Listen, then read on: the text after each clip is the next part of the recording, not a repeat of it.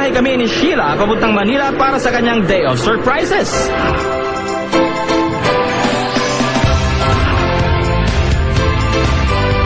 Kasama ko na ang ating day of winners na bumiyahe pa ng bonggang-bongga from Boracay to Manila. Wow!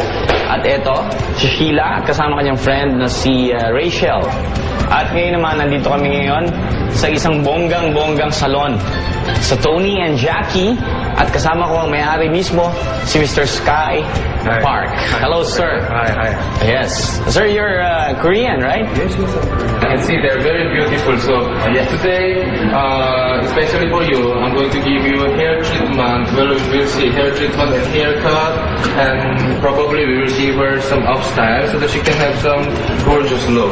At the same time, one of the hairstylists, who is Jeannie, will give her makeup, and who is Tony. Sheila, are you ready? Yes, I'm ready. Wow. How about you, Rachel? You ready? Ready. Ready. Okay. Kung ganon, umpisahan na natin. Pero bago, kiss nyo muna si Ika.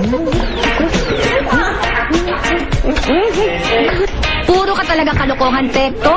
Para-paraan sa mga pretty girls. Huwag ka nang mangyalam, partner. Pansinin mo na lang ang place. Very modern at trendy. At huwag ka. Puro authentic Koreans ang stylists nila dito. Imported. Excited na ako sa magiging look ng dalawa. Magmumukha kaya silang stars from a Korean novela?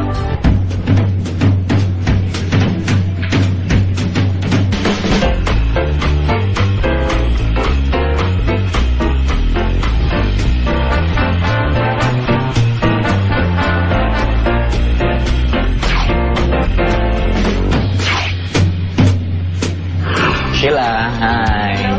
Hi, nako. Kumusta naman ang bago mong look? Did you like it? Yes, sir. I like it. And how about you, Rachel?